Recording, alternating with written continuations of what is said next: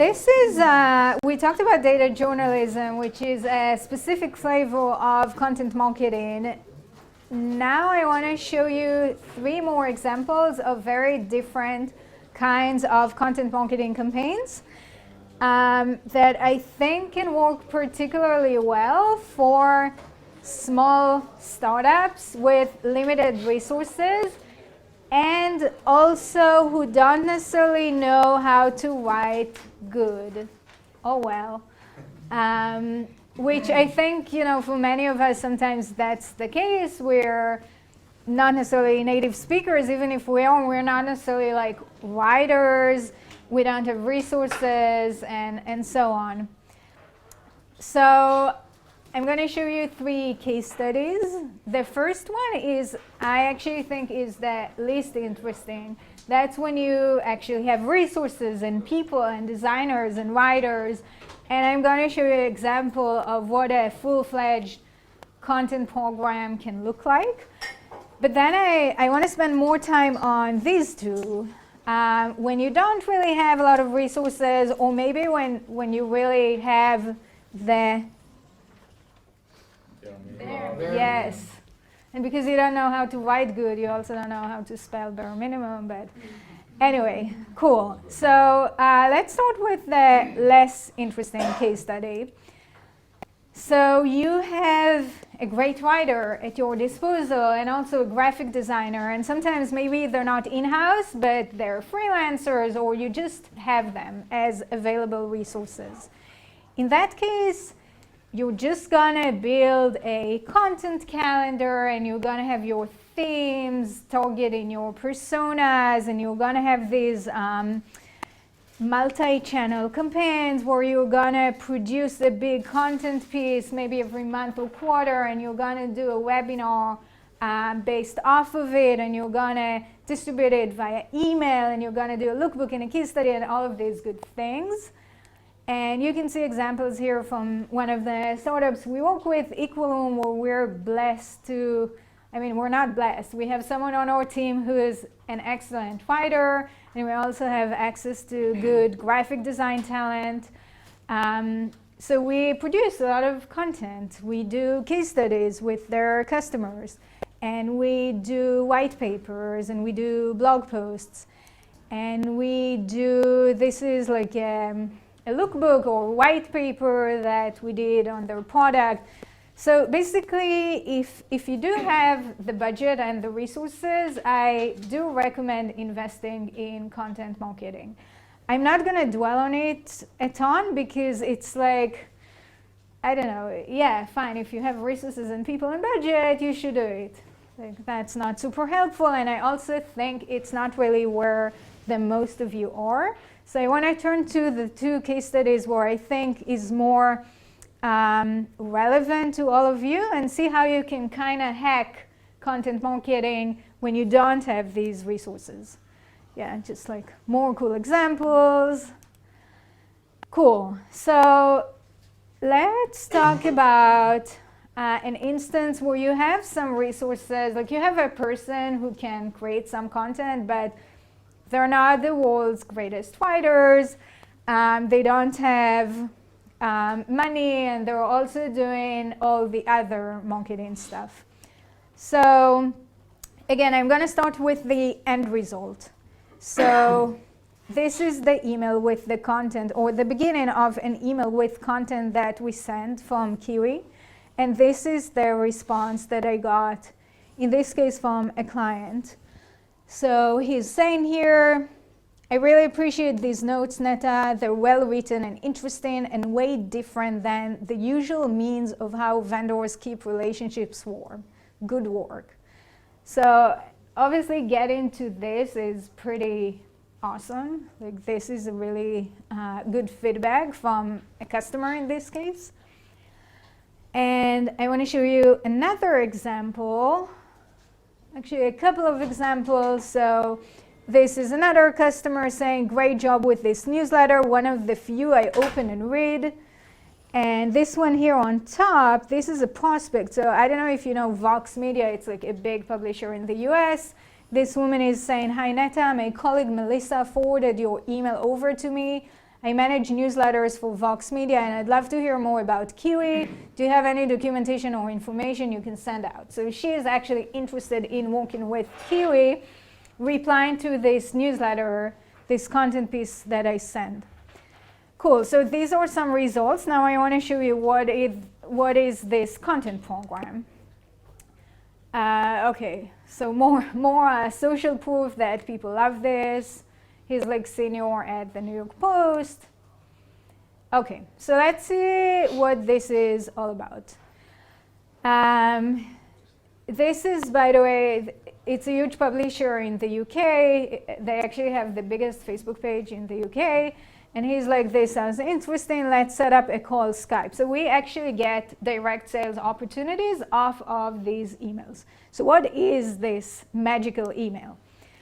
Okay, this is the email I sent Chris from Unilad. Now, the genesis of this email program was we want to do content marketing, but we don't have anyone on the team who can write content. So what we're going to do, we're going to send out a weekly email newsletter or just a weekly email with recap of interesting articles from the industry.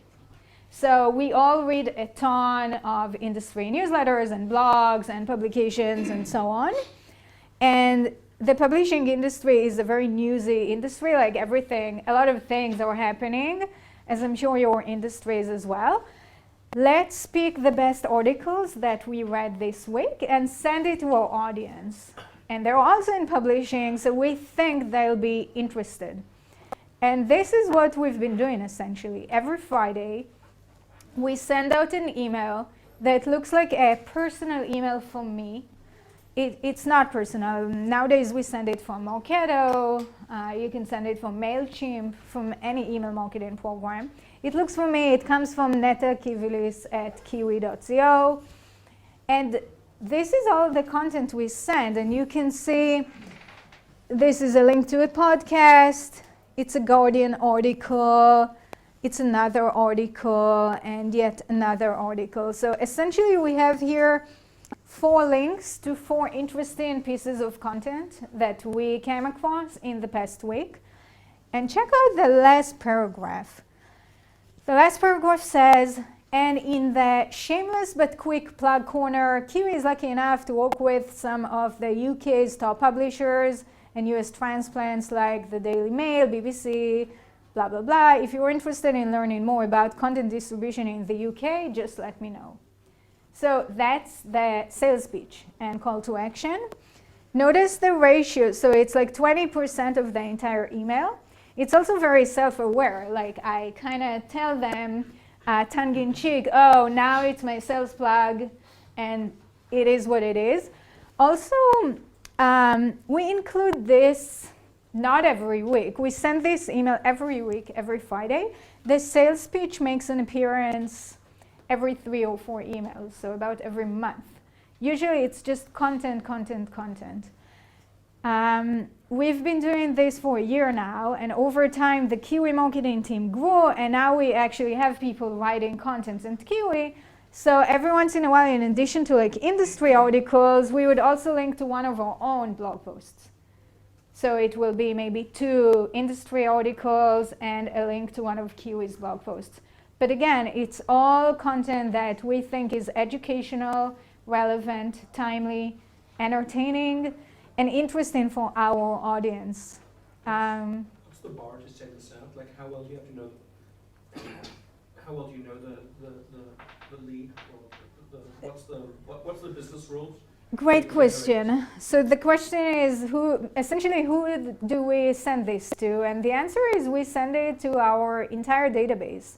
When we started working with Kiwi, the database was about 2,000 people strong. Now it's about 30,000. 30,000 after or before GDPR? Most of Kiwi is in the US, so it didn't matter a ton. So we send it to the entire database, and I'm going to show you an email. I think it's the next one. Yes. So this is the email that we send when we want to add someone to this email series. So when we have new leads to our database, we send them an email notice the subject line, it's Happy Friday plus email series for senior publishing leaders. And it says, hi Steve, hope you had a good week. I'm emailing you because I thought you'd like to receive Kiwi's email series for senior publishing leaders, Friday Reader, where we send out a couple of interesting articles every Friday talking about blah, blah, blah. That's the beginning of the email. And look at this cool response. He says, hi Netta, sure, thanks. Nicole sends them over pretty regularly as forwards as well. So he was actually getting them as forwards, which is pretty awesome. And this is the full email. This is the intro email we send to new people. We're like, I want to add you to this series. It's a mix of industry news, case studies, interviews with customers, and data analysis, some recommended reading to start. And we put here 3 articles that they're really great. I mean, this is like our best content. Not necessarily ours, but like industry content. In this case, this woman replied, yes, I would like to receive this series. Is there an added cost? So I was like, just for you, just today, it's free. Yeah, it's like $20,000. No. Do you give them an option to opt out? You have to. Yeah, so we don't necessarily say it here in the email, but all the emails have an unsubscribe link. And sometimes people also reply and they're like, can you unsubscribe me? And it's fine. And very rarely people get pissed off, because if you send to 30,000 people, someone will get pissed off. But I get way more really positive responses like this versus like people getting pissed off. But they don't need to subscribe to the newsletter. I mean, this email offers them to subscribe, but there is no call to action. The subscription is manually.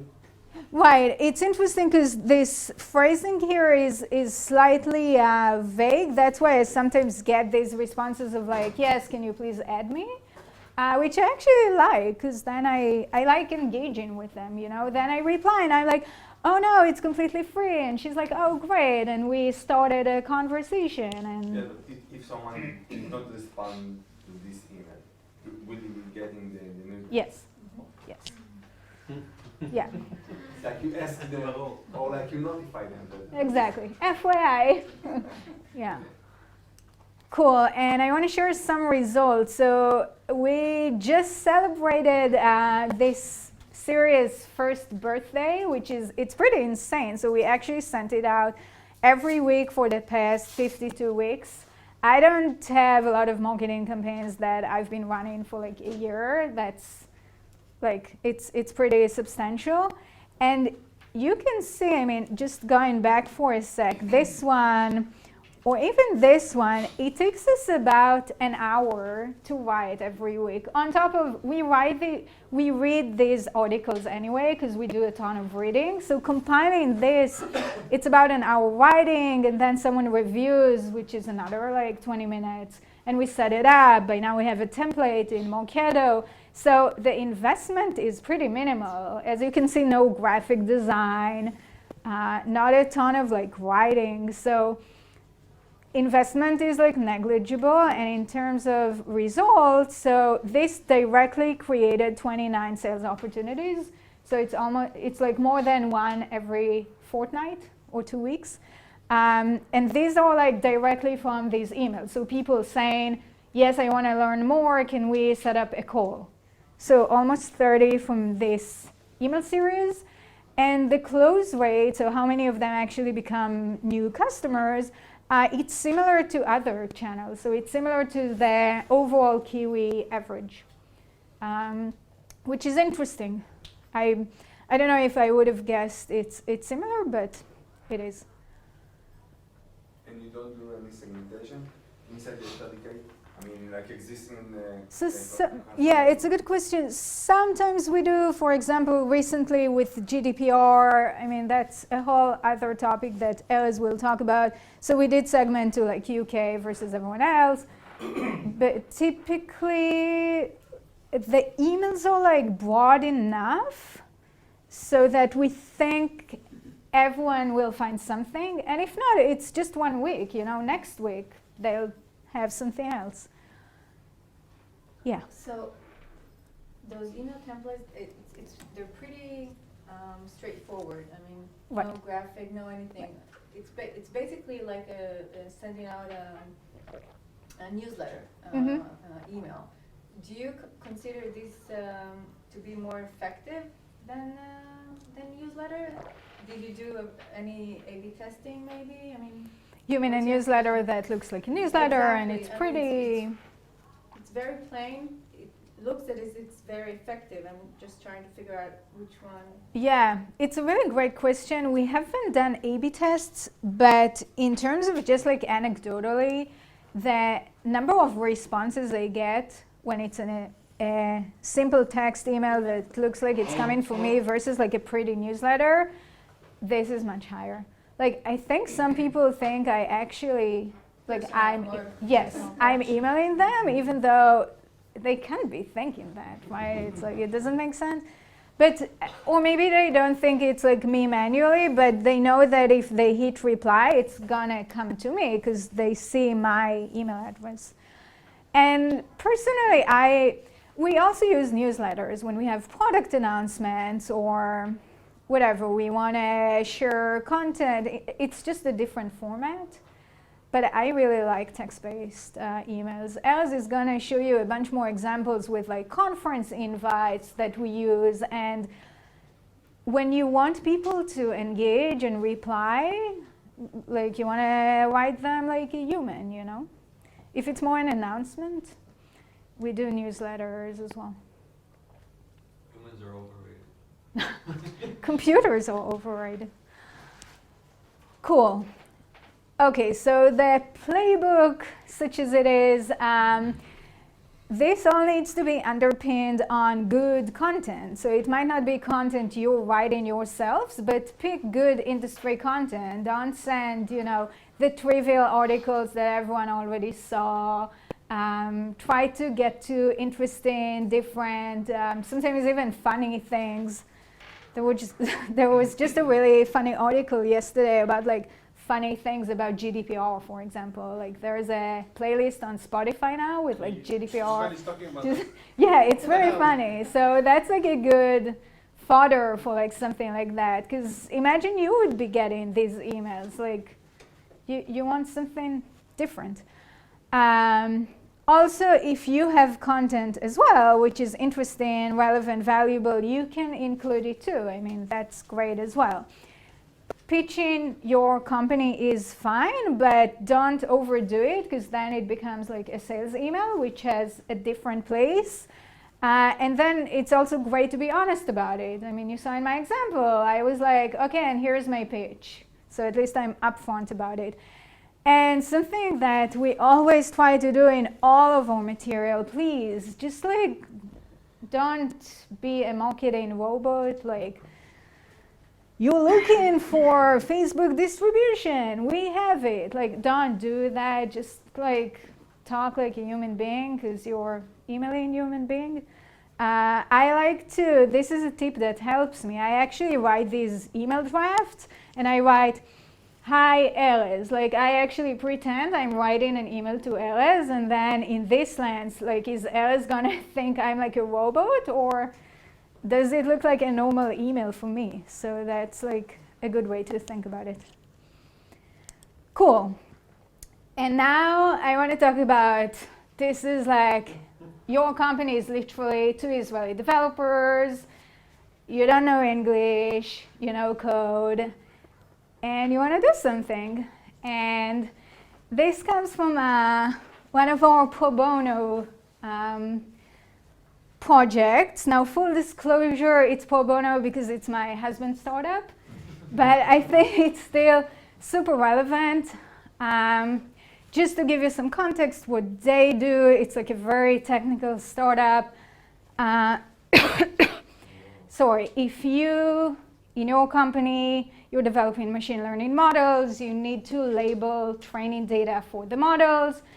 Labeling them, it's a pain, so they have a service on top of Mechanical Turk that can label things for you. So that's the context. It's literally him and his developer buddy. They don't know how to write content. Cool. So what we did with them, he wrote a LinkedIn post. And essentially, the first LinkedIn post was about what he did when he started the company. So in the past year, I've been working on building a solution to a problem I frequently encountered while working as a data scientist. And he just talked about what he did in the past year or year and a half in a very plain language, which was actually quite technical. Like, I didn't, as their marketing consultant, I didn't understand everything that he wrote. But it was great because he's selling to fellow developers. So his English didn't have to be perfect, and it could be very technical because those guys are technical as well, and they value technical knowledge versus like marketing speak. In a way, I almost encourage them to not fully polish their English, but to maintain that authenticity of the two developers who are a bit like, you know, on their rough edge. So this can work well if you're selling to more technical audience, even like security folks, IT folks, people who don't necessarily put a huge premium on everything has to be perfect and all the, you know, T's and I's. And in terms of their results, so first of all, this LinkedIn post, you know, he asked everyone to share it, and he got close to 600 views, and a bunch of people like interacted with this. It's not a huge audience, but they're just starting out, literally. And I want to show you one of the actual results that he got. So someone saw this on LinkedIn, and they got this contact us on the website. Now, I anonymized it a bit, but essentially he got a message from a data scientist from a really big car manufacturer who is now working on self-driving cars in Israel. I'm not going to name names, but this person was basically like, please contact me about an annotation project we're working on here in Israel. And one thing led to another, and currently they're in a paid pilot with this huge company. And that came straight from LinkedIn. Like, they didn't know anything. They're developers, so they don't know anyone. Like, they don't interact. Like, they don't leave the office. I mean, I'm kidding, but only like barely. Okay, so that was the first LinkedIn post, and they were like, okay, this is great. Let's do another one. So the second one is even like more technical. This one I didn't understand, like, I don't know, half of it. How to get crowd annotations with experts quality, and essentially it was showing that using Mechanical Turk can be just as accurate as using an expert to annotate your data. Whatever, and you can see like some graphs they did. It was very technical. And we did the same thing of like putting it on LinkedIn and asking people to share. We also, this time, we posted it on Hacker News and Reddit, and we also created a blog on their own website. And they had a bit of success with Hacker News. They asked people to like, whatever, upvote it or whatever you do on Hacker News. So for a while it was like on the first page, which is why they got more views. They got almost 900 views. And from this one, they got another great lead from, apparently there's another really big car manufacturing company in Israel, which is also doing self-driving cars. And he was like, hi, Ariel, just read your blog about data annotation and enjoyed it. We'll be happy to connect and follow your activity. And I anonymized as well, but that was like another great lead just from this LinkedIn super technical blog post that they wrote themselves. Cool, so this example can work well when your audience is pretty technical, when you are essentially selling to people like you, and you know, it should hit a certain level of like decent English, grammar, and so on, but it doesn't have to be perfect.